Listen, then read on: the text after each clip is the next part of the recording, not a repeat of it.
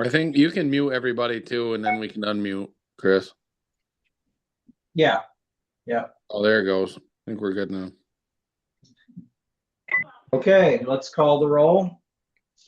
Albany. Here. Barnett. Bloomfield. Here. Honey, help Brighton. me. Walk up to Nancy's front door. He's with the camera. Brighton. Yeah, you're gonna have to mute everybody, Chris, because He's wearing gloves. It's the thing. Eventually grabbing a handful of flowers from the yard, which they then use to block the view of the So we can still hear a TV show in the background. So if someone can either turn that off or mute, we would appreciate that. Okay, so Brighton, Bruce is here. Yes. Brownington. Here. Brunswick. There are many defining features you can't see that could help investigators and the public figure Paulette, I know you're here. Here, there appears to be facial hair. Cabot. Yes. Oh, I'm sorry. Yes, I'm here. Okay, I got it. Never muted. No one from Cabot. Charleston. I can't get on. Concord. You have to unmute. Since Nancy's disappearance 10 days ago, Corinth. any surveillance footage from the home, some of which the FBI says they have been lost. I know Bob is here. Yeah, you didn't hear me? Yep, is that you, Bob? Yeah. Danville. Here. Derby. Here. East Haven. Here. Glover. Here. Granby. Greensboro. FBI and the Savannah Broughton. is saying someone out there is this person Guildhall. out there for her home. Holland. And Liz joins us once again outside Nancy Guthrie's home. Carroll's here, I believe. And some real descriptive clues. Irisburg. here. Jay. Here. Wait, based on how they were Kirby. Lunenburg. Linden. Yeah. Maidstone. Here. Marshfield. Morgan. Newark. I know Jan is on the call, so Newark is yes. Newbury. Here.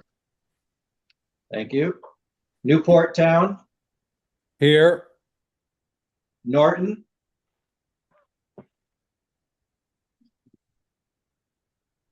Peacham. Reigate. Yeah. Sheffield. Yeah. Stannard. Sutton. Here. Topsom. Troy. UTG. Here. Victory. Waterford. Here. Westfield. Here. Westmore. Here. And Wheelock. Yeah. All right, that's a good turnout. Nick, I will turn it over to you. All right, we will call to order the Northeast Kingdom Waste Management District Board of Supervisors meeting on Tuesday, February 10th, 2026 to order. And we'll go to Article 2, which is updates the agenda. I have three that we can do under business. Punch clock update. annual report update. And foam and other material contamination update. So we can just do that instead of other business. I'm sure that'll be under Article 7, which is financial and operations update.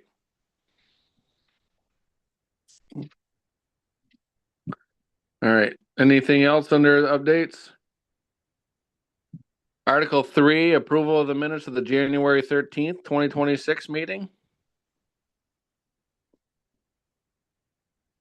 I'll make a motion that we approve the minutes of January 13th as printed. I'll second. Thank you. Is there any discussion? All those in favor of the motion to approve the minutes of the January 13th, 2026 meeting signify by saying aye. Aye. Aye. Any opposed? Nay. Ayes have it. Thank you. Article 4, which is the new tire price discussion. Hopefully everybody saw that in their packet.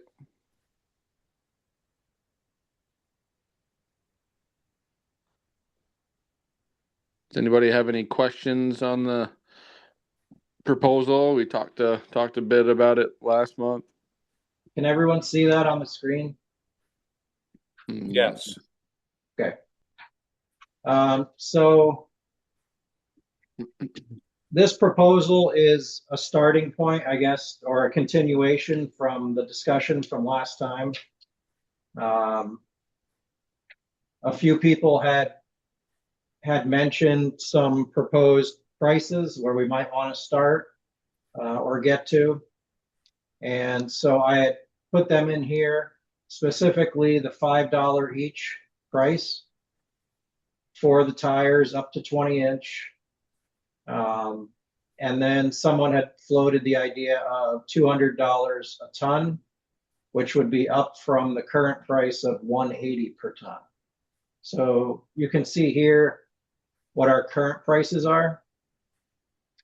So I looked over the list from the other municipalities and other waste districts again, and tried to kind of align our sizes more with what they are currently doing, how they segregate them out into size and price range. And so to start the discussion for tonight, I had proposed up to a 20-inch tire, $5 each, 20.5 inch to 24.5, $15, and 25-inch and larger, $30 each. After doing a little more investigation, it's clear that tires up to 20 inch these days are your typical car and light pickup truck, up to 1 ton and less.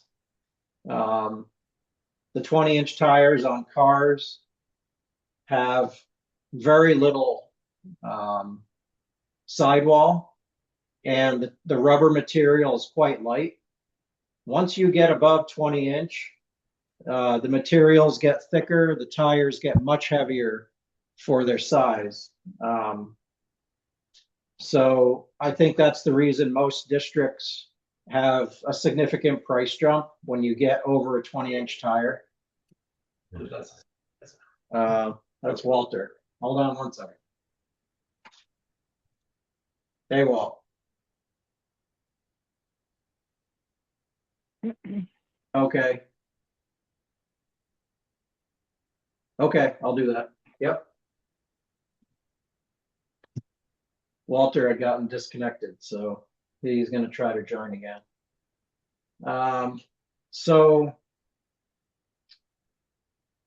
Just a reminder that when we need to ship tires out and dispose of tires in bulk, we are being charged by weight. So we are currently charged $180 per ton to dispose of our tires. And so those larger tires are sometimes 2, 3, or 4 times heavier than the under 20-inch tires. So that's the reasoning for, the price increase. It's not real linear, but it does reflect the increased weight of those tires as they get larger. And a lot of the larger tires as well, we're seeing are from farms.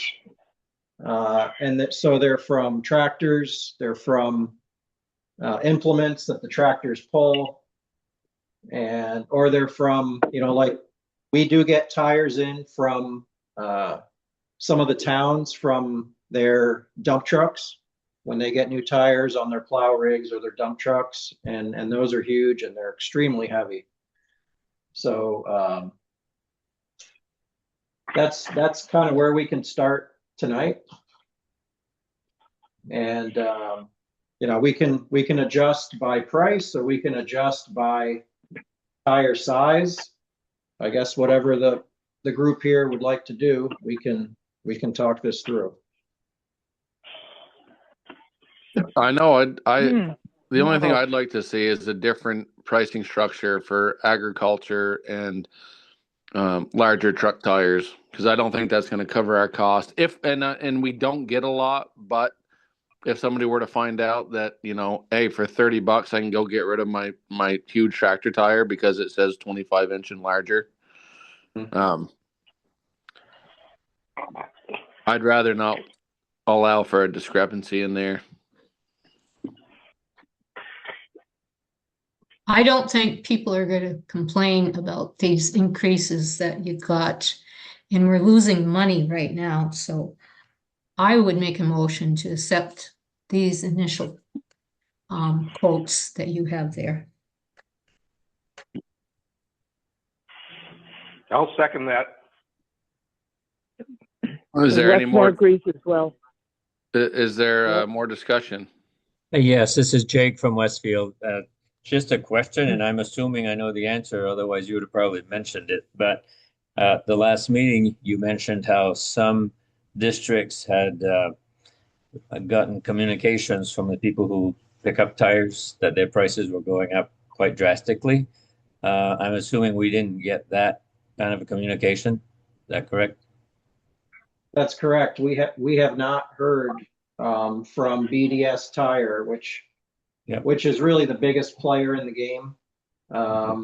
They pick up from the majority of districts and businesses in New Hampshire, Maine, and Vermont.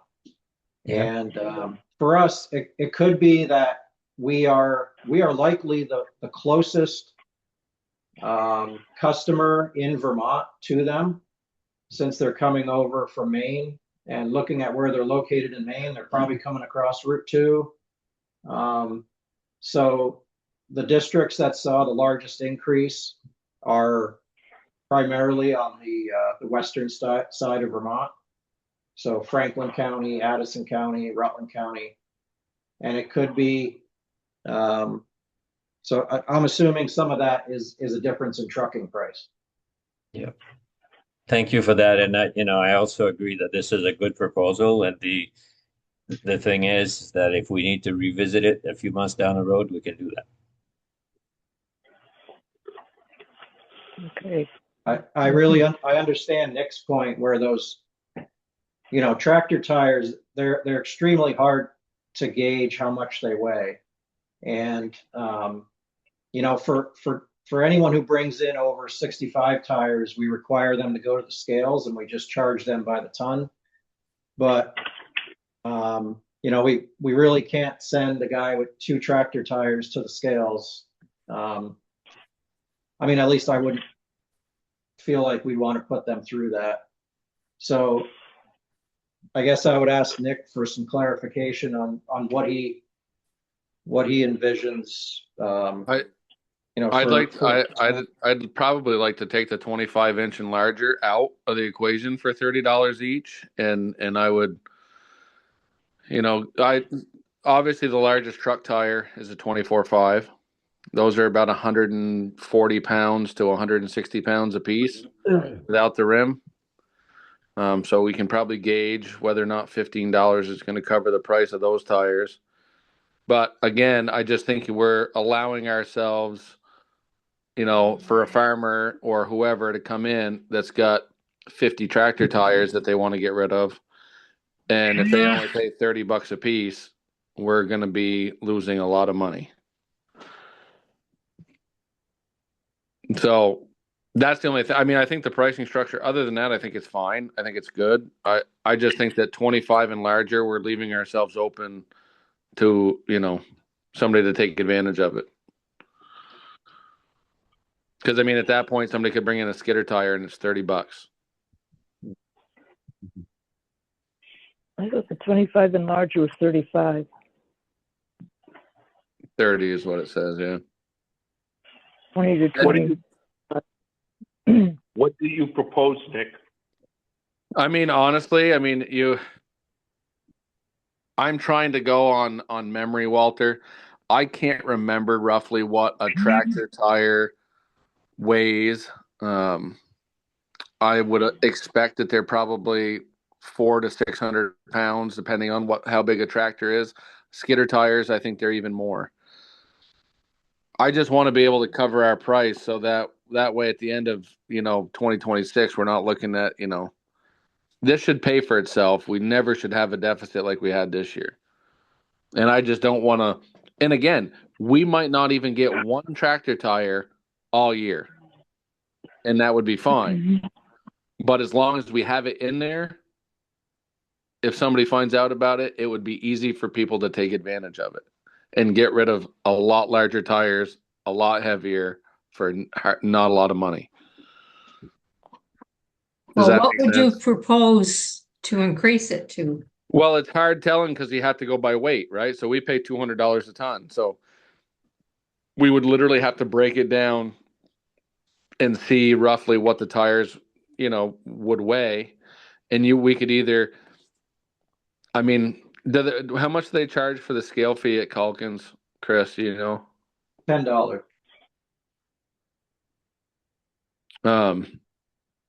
Even paying the $10, if they paid by weight, it would at least cover, it would cover the cost. Yeah, the $10 is each time though. If you pay $10 loaded, then $10 empty. Right. That's correct.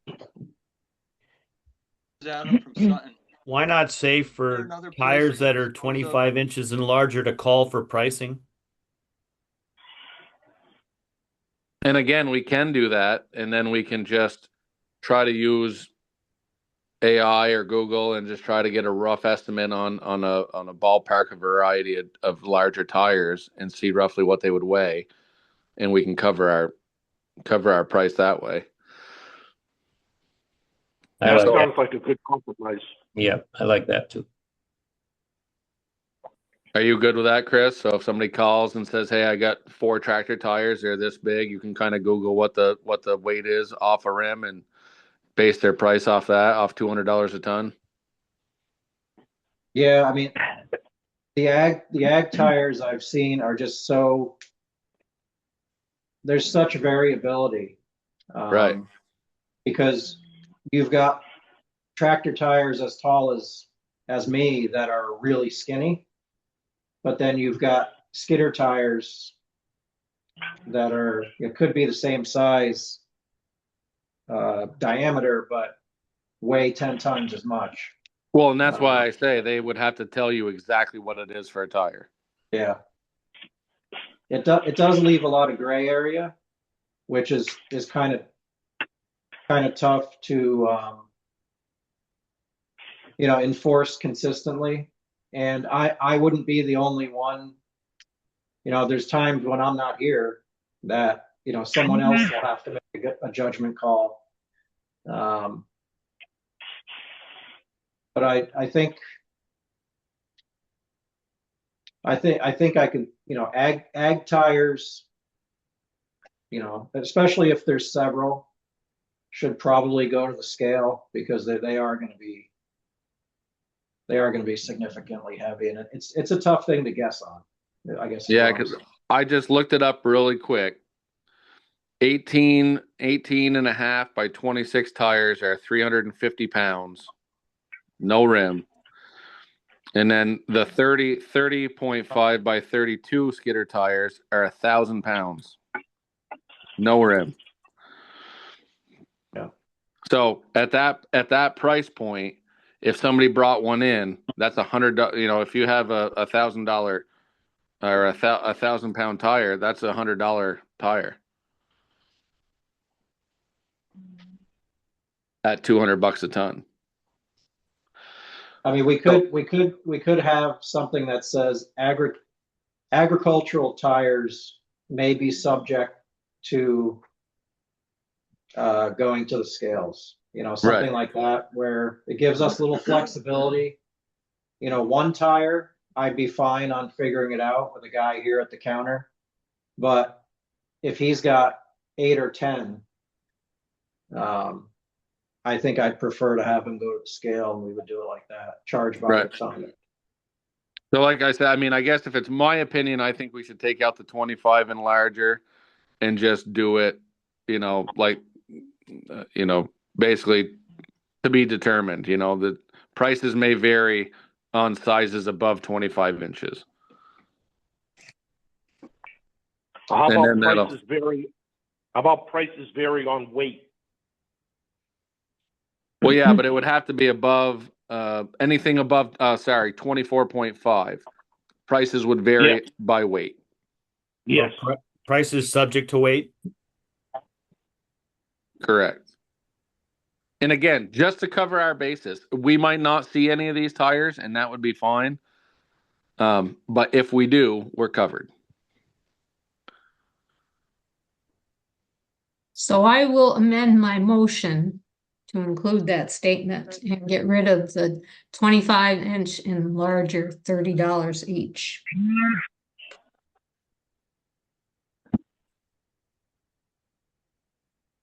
Perfect. And I will amend my second of that. Thank you, Walter. Just getting ready to ask you. And do we want to include, and we have to include in the amendment of anything larger than 24.5 is subject by weight? Sure. Yep. Awesome. Subject to weight, yes, yes. Yes. Good. Awesome. Yeah. Okay.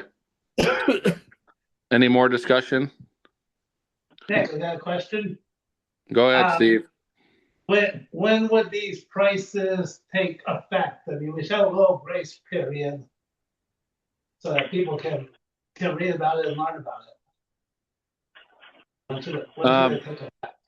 I don't think they have to, Steve, just because this is a new fiscal year, and I mean the pricing we had to adjust it because of the last increase. So, I mean, I don't really think, you know, we can post it at all the facilities, and certain town facilities have their own pricing for tires anyway. So basically, this is just for Lindenville.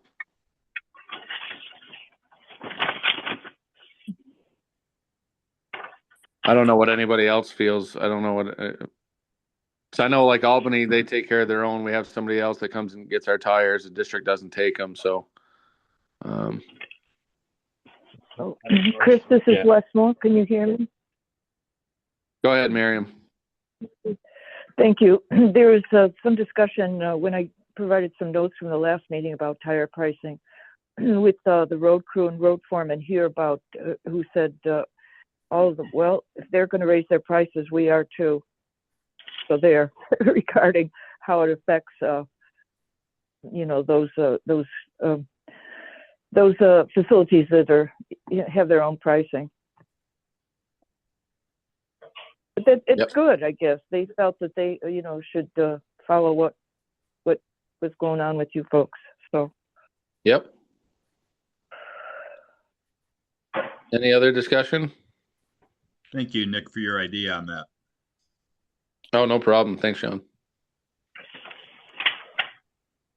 If there's no other discussion, we can vote on the amended version of the proposed tire adjustments, which would be up to 20-inch are $5 a piece, 20.5 to 24.5 are $15 each, and then 24.5 or larger is subject to change with weight, based on weight. All those in favor of that signify by saying aye. Aye. Wait a minute. Aye. Oh, what I miss? You missed tires on rim, prices double for all sizes. Oh, yes. And Thank you, Walter. And the bulk tire price also. Yeah, so tires on rim, prices doubled for all sizes, bulk tire price of 65 tires. Do we want to have a number of tires on there or just put bulk tire price? Bulk tire price. Yeah. Well, it would be helpful for us to know what you mean by bulk. That's kind of why we had a number in there. Okay. You know, we do have some people that will come from like a local garage or something with a 1-ton dump truck. And you know, and then we have people come with a full-size dump truck from a town or something. Well, if they want to pay for the scale prices, they should get bulk tire price. If not, then they pay what sizes they have for the appropriate price. Well, we also, when there's a certain number in the truck, they're extremely difficult to count. So well, and that's why that's another reason for not having, you know, someone digging through and getting an exact count at a certain point. If it's a large truck that's obviously over 65. I don't think the bulk price should be at the discretion of the customer necessarily. That's why I'm saying, should we just have it at bulk price, and if somebody shows up with a truckload that are too many to count, you can just say, hey, you got to go to the scale and weigh them. Yeah. Yes. Nick, just a regular tire is somewhere around 50 pounds. If somebody comes in with 20 of them, that's 1,000 pounds, half a ton. Right.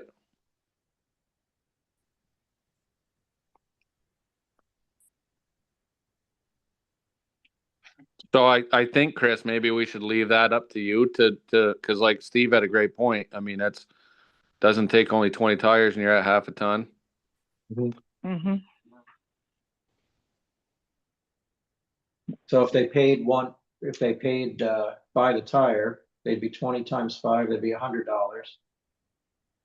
If they went to the scale and it's 1,000 pounds at the $200 per ton, it'd be $100. Plus the scale fee. Yeah, plus their scale fee. Yeah. So like I say, should we just take out the 65 tires and just put bulk tire price, and then you or somebody at the facility, or, you know, well, basically it'd be probably you or somebody with authority would be able to just say, no, you got to go get those weighed. Yes. Yeah, we can do that. Okay.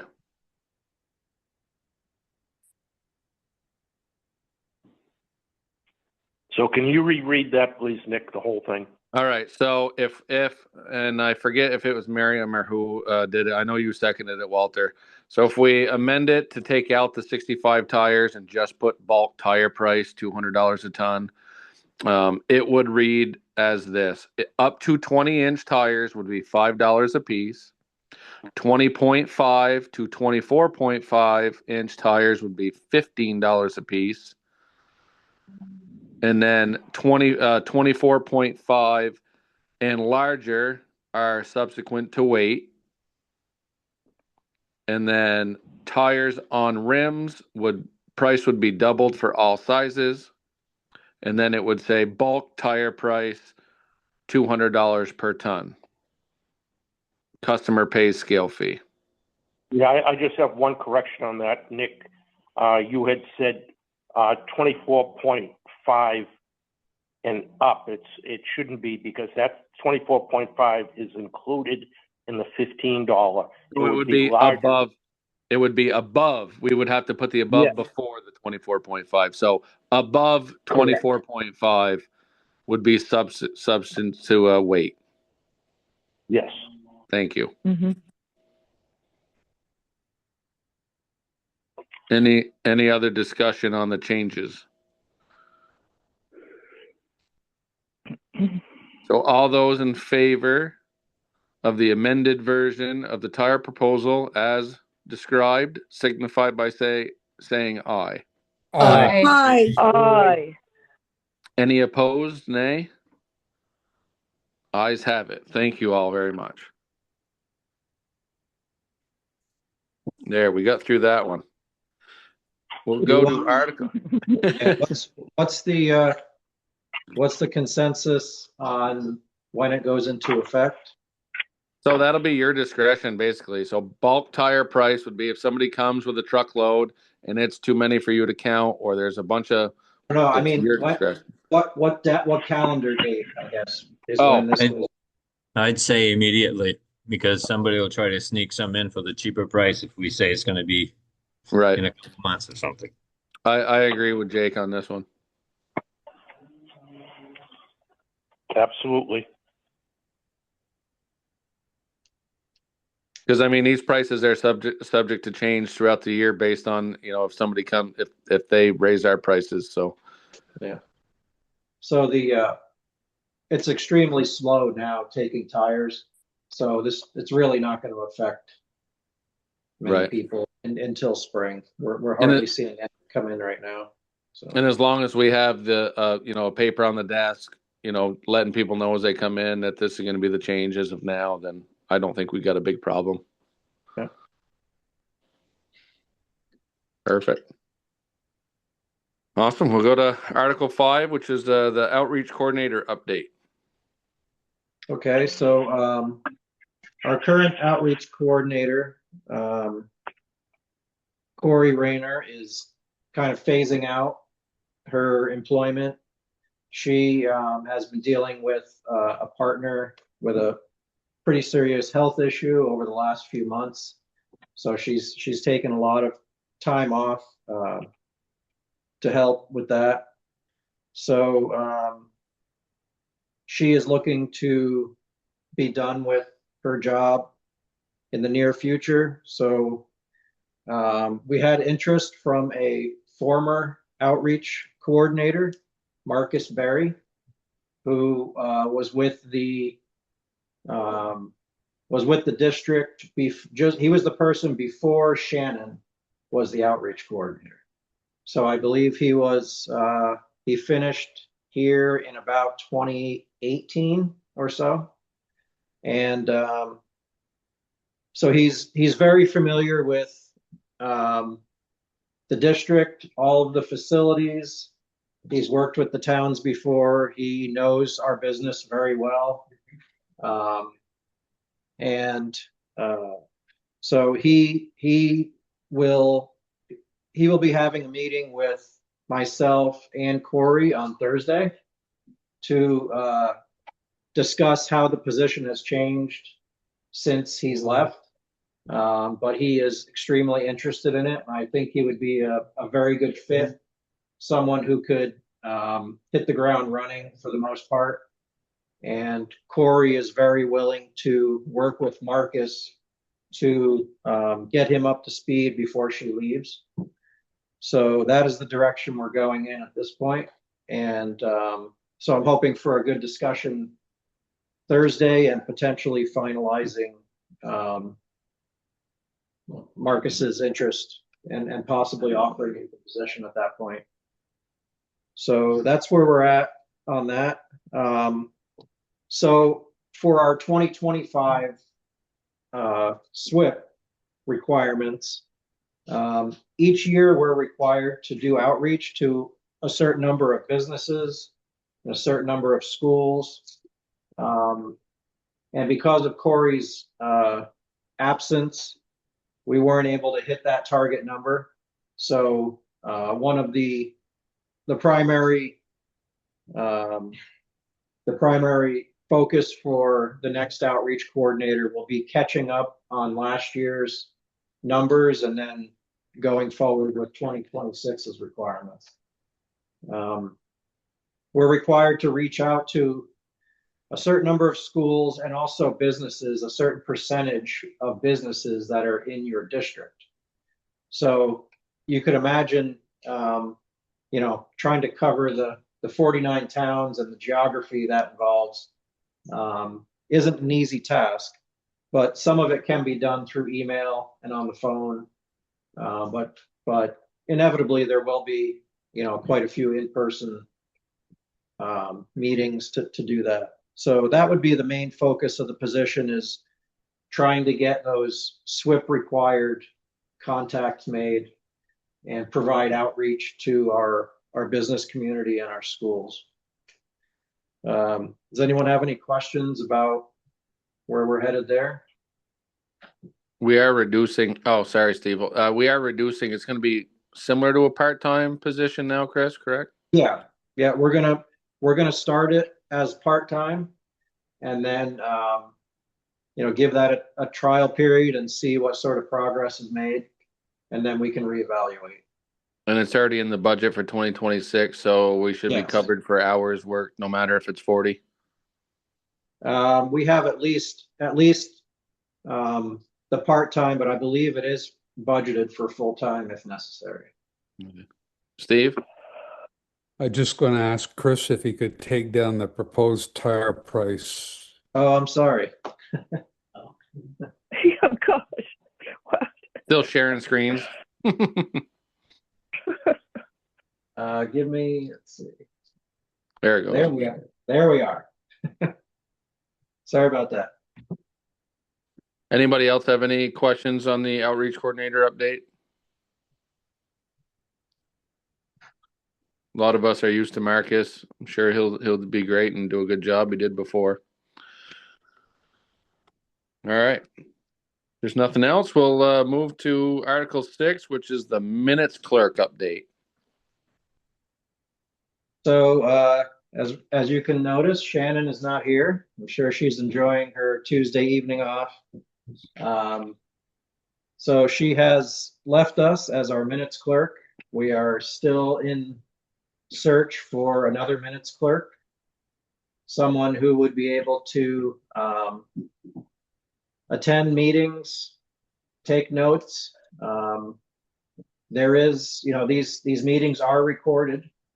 So I do have the recordings, and they are posted on YouTube. So even if someone was to miss one, they could go back and watch it and take notes if necessary.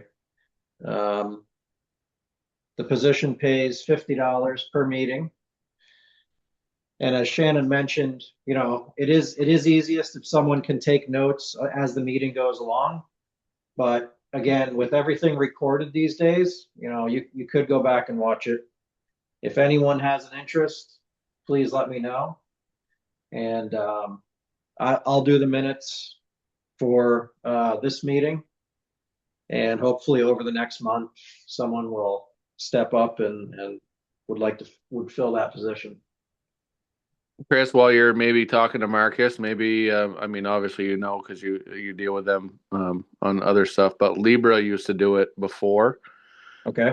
And I'm sure she would maybe still be interested in doing that now again. I can check. Okay. And she did a great job too. Yeah. All right. Thanks for that tip, and I will follow up with her. Unless anybody speaks up tonight and just says, "Hey, I want to do this. So much fun."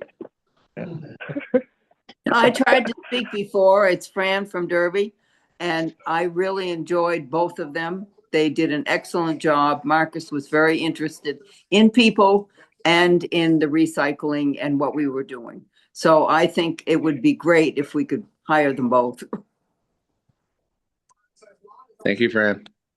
Thanks for that input. Anybody else have anything on it?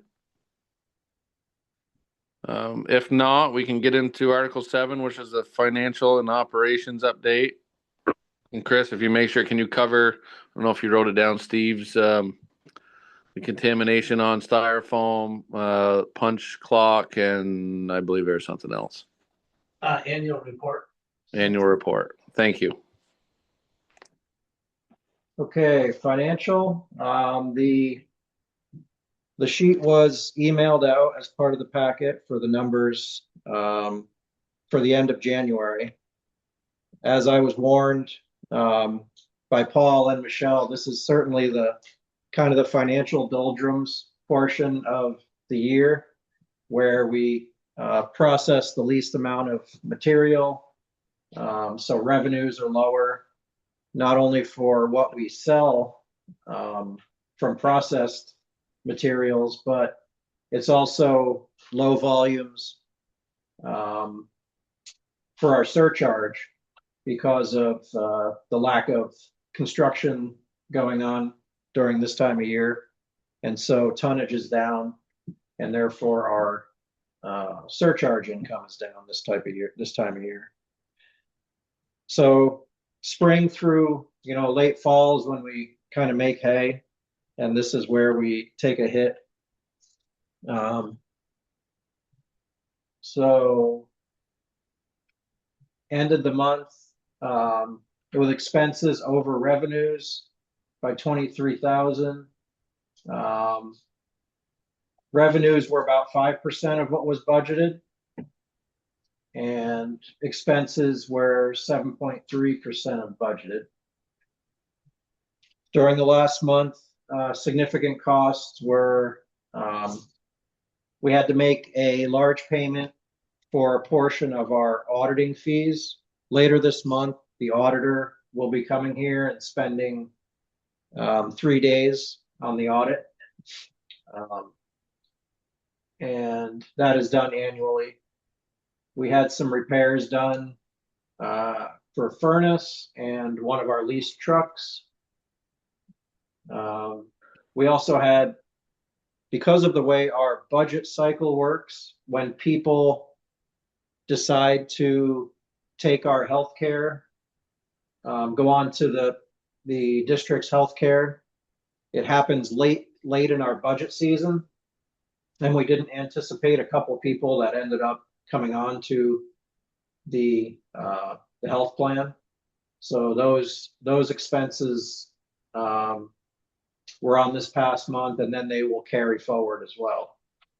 And so Michelle and I discussed for next year, most likely when we do our budget, trying to anticipate that possibly everyone or almost everyone would be on the healthcare, just as a hedge against being surprised like we were this year. And while we're doing we also don't get our healthcare percentage increase until the budget is pretty much done. So we try to make our best projection, but if healthcare costs, premiums come in higher than anticipated, then that's a cost that we kind of have to eat throughout the year because we really can't negotiate those. We have Blue Cross Blue Shield, and they just kind of tell you what it's going to be. So as I mentioned, recycling volume was down. We've certainly seen it in our walk-in traffic here. This past month has been, as you all know, brutally cold. And I'm sure you're seeing it at your facilities because we're seeing the reduced amount of volume that we're picking up every week. People just don't want to bring their stuff when it's 5 below and windy. And so I'm not sure, I like to think they're just going to hold it for another week at home and bring it in, and it'll all even out. But it doesn't seem to work like that. I think folks only hold on to so much and then they just dispose of it at some point. But volume has definitely been down. We closed one Saturday, and I know a lot of your facilities did as well, which I think was still a smart move. It was just too dangerous to be out. If you're bringing recycling and getting out of your car and you're out 5 minutes, that's one thing. But we have employees that have to endure, 8 a.m. to 3 p.m. and I don't feel right forcing someone, no matter how well they're dressed on some days, to do that. So Agricultural film. This kind of seems like a broken record on this program. It's stalled. The fellow we're working with, who does the collections at the farms, has kind of hit a dead end with finding adequate storage for the film. He needs a large enough space where he can accumulate at least 1,500 pounds of film, and the space has to be enclosed and dry. No. And so, you know, at most farms, you're probably aware that, you know, clean, dry storage space is at a premium. And if there is any, it's going to get used. So he's still looking. So I would say that that program is kind of pending, Chris, not canceled. what area are they looking for storage? He's looked from Danville all the way up to, you know, Essex County, and so he's tried the fairgrounds. Big. Yeah, pretty big range. Yeah. We ordered some compost totes a few weeks ago. We should get them in another 2 weeks or so. Black Dirt Farm stopped picking up from quite a few of their St. Johnsbury and Lindenville customers. I think I mentioned this last time. So Keep It Green Compost and Clouds Path Farm are going to be increasing their business by serving those customers. At this point, I really don't think there are any customers that are not able to find compost hauling services. So I think everyone's covered. We got one call late last week. A business in St. Johnsbury was looking, but we got them all set up, I believe. And so it was good to see some of the composters step up, and so we don't have any gaps in the market now. We have our household hazardous waste events scheduled and our bulky day events scheduled around the district. There's a calendar of those now. We attend as a district. We send at least one employee to the bulky events, and that way we can keep things out of the bulky dumpster that can be recycled, and that not only keeps things out of the landfill, but it lowers the costs for the towns because you're paying by the ton to get rid of all of those bulky items. So we can remove tires, we can remove appliances, you know, things that we can take care of here. And therefore it reduces the total volume of bulky material that your town will be paying to dispose of. The household hazardous waste, we set up at these events at the towns. Sometimes it corresponds with a bulky day, but oftentimes not. And it allows people to bring in items that we don't want being poured down the drain or thrown into the trash. A lot of toxins, a lot of pesticides, bleaches, all kinds of chemicals, oil, antifreeze. We're just trying to make it as easy as possible for someone to have a way to get rid of those really toxic items and not have to drive too far from their house. So we every Tuesday and Thursday here at the district facility, from May until October, we have appointments that folks can make all day long, Tuesdays and Thursdays, to get rid of those hazardous waste items. So there's a bill in the legislature right now in House Environment Committee. And it's interesting because, you know, we just had our tire discussion, and a couple representatives brought forward this bill to that committee to put a price tag on tires that are bought so that it covers the cost at the end of that tire's life. And this is done with other products. Sometimes it's built into the price and you don't even see it. Sometimes it's called an environmental fee that you'll actually see it on your receipt. When you buy a gallon of paint at Aubuchon, you'll see it'll say environmental fee. And that is to cover the cost of disposing of the paint when you're done with it. So you can bring your old paint for free back to Aubuchon. And they'll take, most of them will take up to 5 gallons a day. You can always bring it here as well during the summer. So it's called an extended producer responsibility law. And so as you can imagine, the tire manufacturers are lobbying against this. And most of the retail outlets that sell tires are lobbying against this.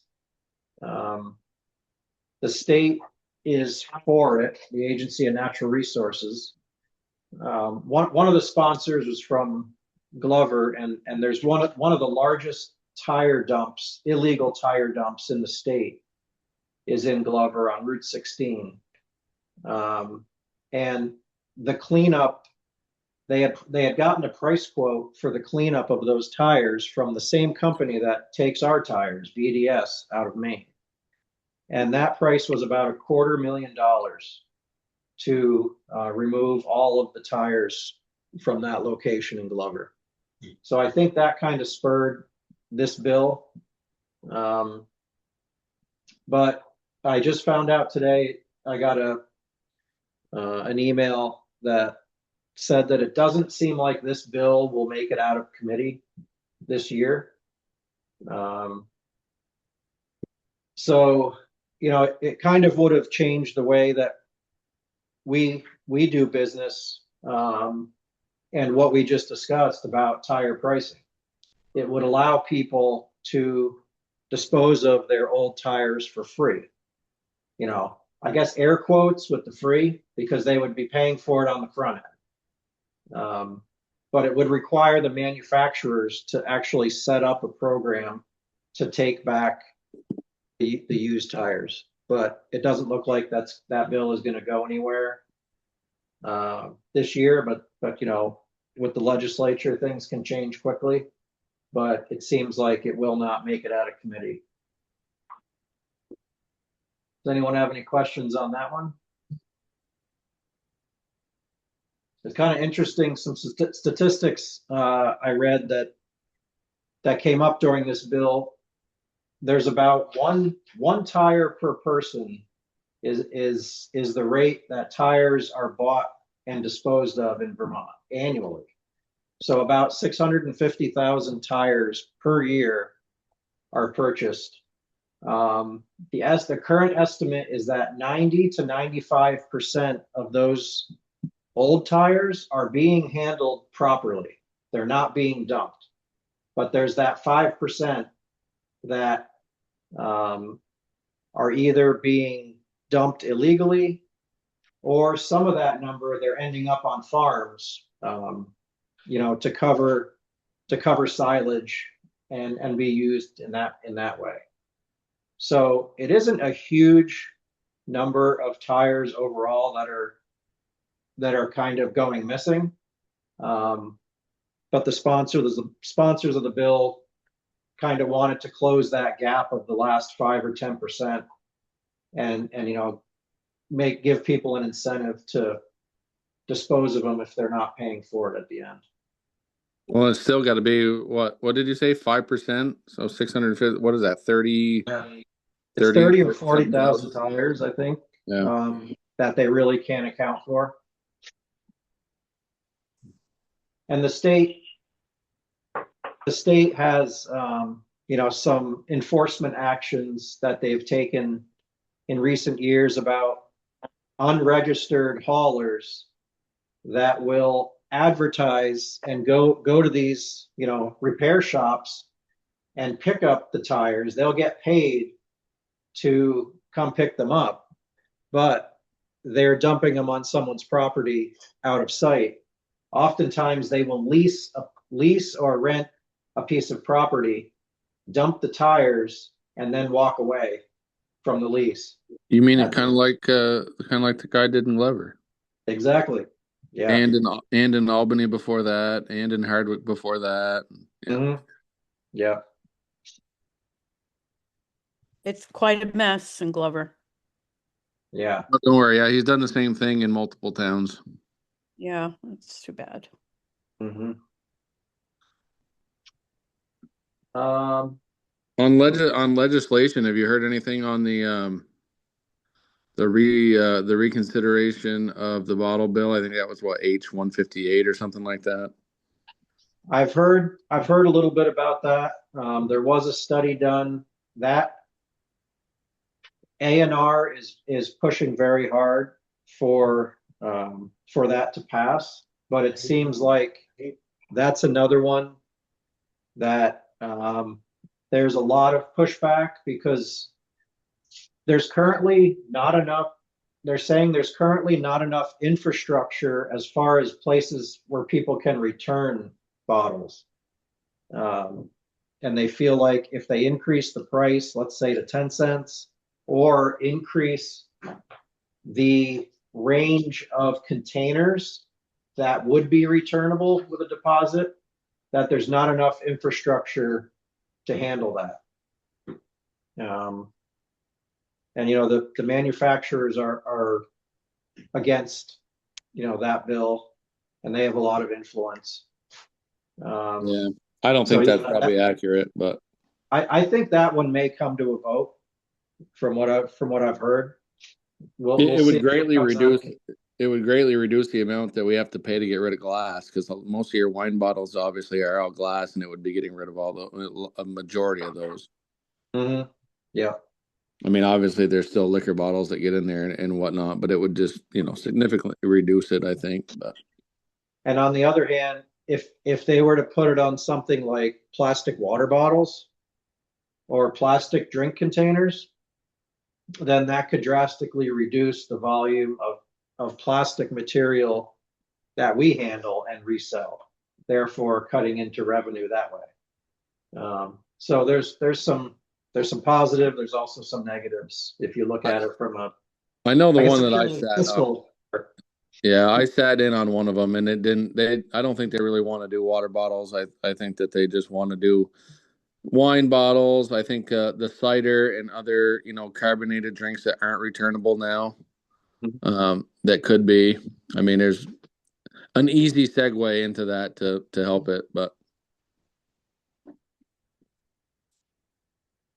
All right, just some facility housekeeping things that, you may not be interested, but I kind of like to give folks the full picture, and you could ignore or pay attention if you want. So we've had, it's been extremely difficult for the staff here for the last month without, other than a couple people that work in the office here, everyone else is out in the warehouse without any heat. So it's been quite brutal.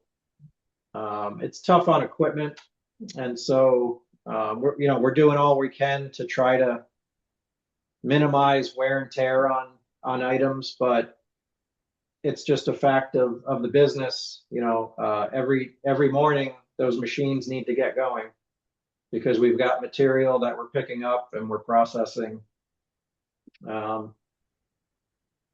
We did some work on one of our box trucks, the rear door. The track on the rear door kind of wore out, a weld broke. That had to be fixed down at Ryder. I mentioned last month the windshield on the Kubota skid steer got smashed out while we were moving scrap metal. I just picked up the windshield today from Windshield World. That's all complete. We'll do the install this week. Had an electrician replace a couple really old and sketchy electrical fixtures. Had them put in new switches and add a ground fault outlet, which is right near our baler. The last couple times we've had a walkthrough from our insurance carrier. He mentioned This issue in particular, where we process our plastic, you're probably aware in your facilities, those giant clear plastic bags where all the plastic goes into, they can weigh about 150 pounds when they're full. And to dump those out, the guys are constantly having to lift them kind of over their head to dump that into the conveyor belt for the baler. And so the insurance inspector mentioned that, you're probably going to end up with some repetitive motion injuries if you don't put in a mechanical way to do that or assist the operator. So we put in a winch overhead to help lift those bags. That's in place now and operational. And then we did some training. The state tends to offer more trainings in the winter because they know folks have a little more time indoors to take some classes online. So we had some hazardous waste training. There's a new way that we package up our batteries for shipment. They used to be in boxes that we would ship them out in, and we had to tape all of the terminals on thousands of batteries before they could be shipped, because if the terminals touched in transport, there was a possibility of a fire.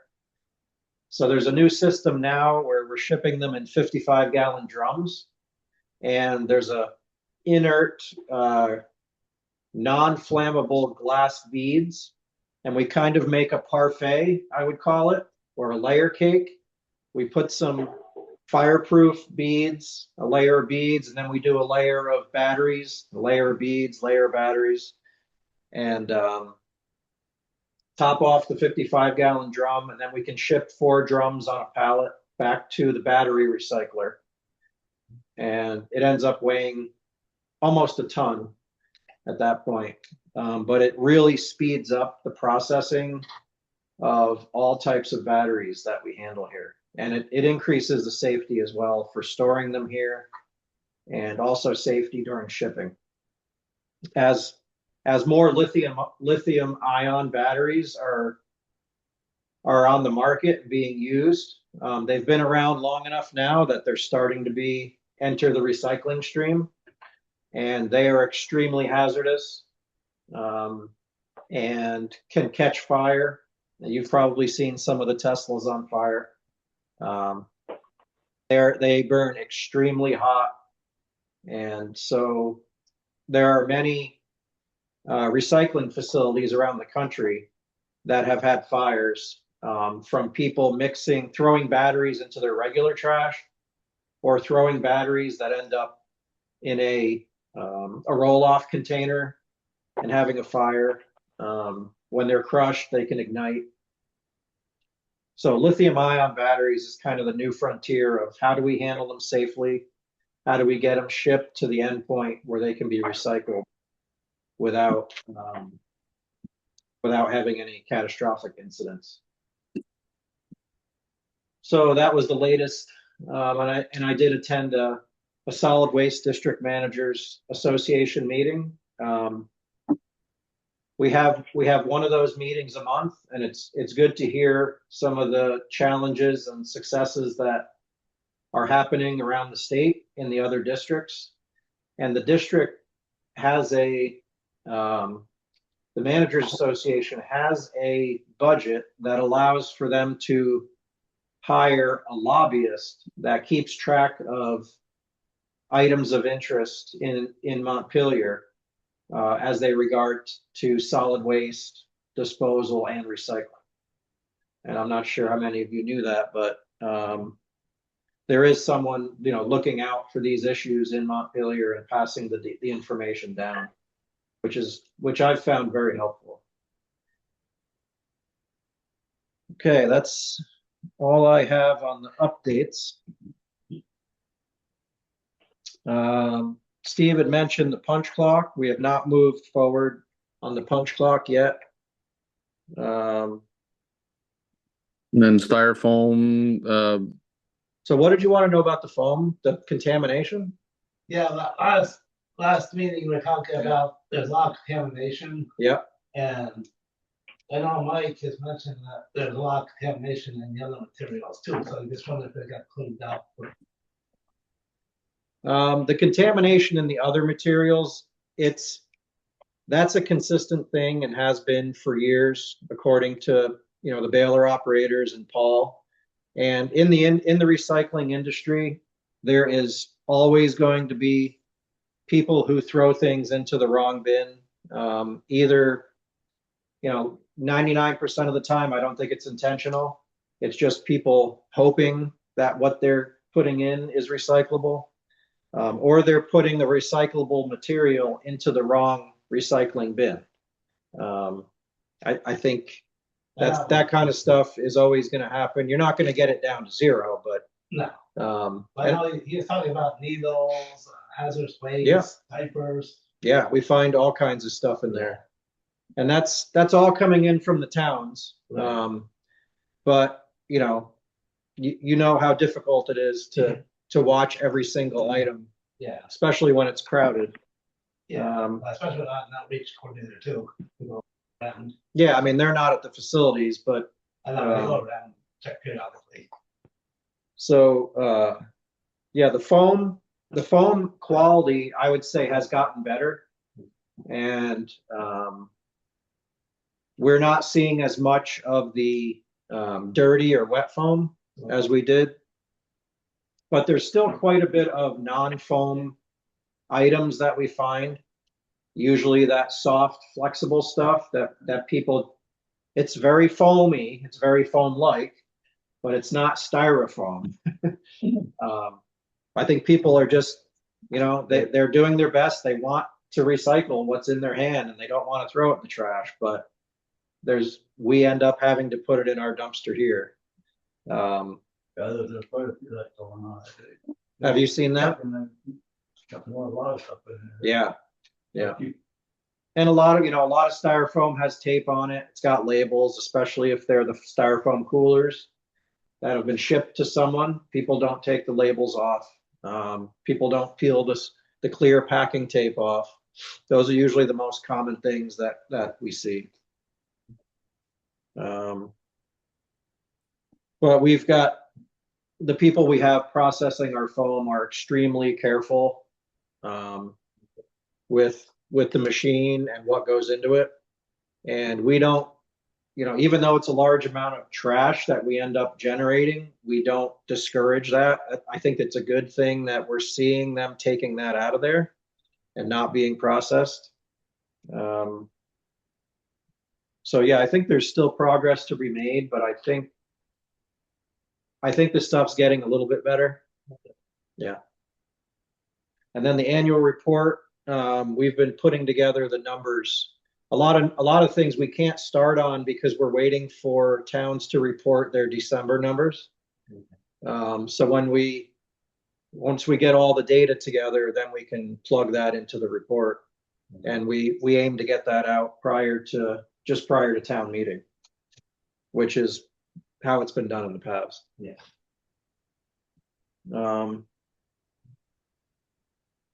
Did anyone else have any questions? We can under other. I have one more financial. It was, I think, 45 for legal services.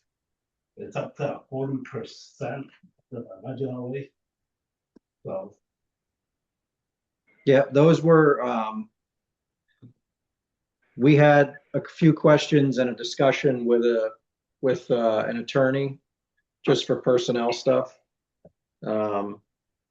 We budget 2,000, not really knowing what sort of issues we're going to encounter during a year. Sure. And this year it hit in January. And it's those are the type of things that we really can't anticipate when an issue is going to arise that we need to get counsel. But I'm glad that we do have a line item for that, so that those funds are available.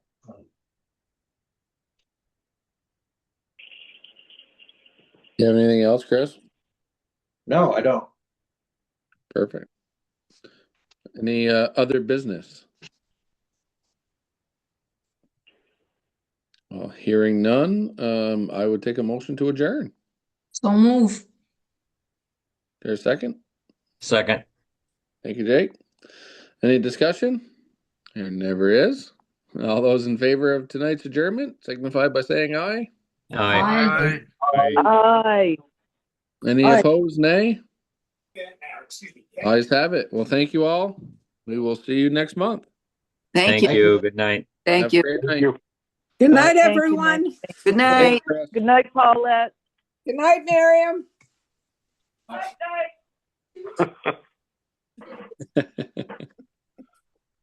That's boring. The same thing's happening to her. So this tells this the ice. This Good night, Steve. Okay, good night, Chris. Have a good month. Oh. Good night. Nice to see you. Let's go, Dupa Drive. Yeah, two-wheel drive, right? Two-foot drive? Yeah, Dupa Drive.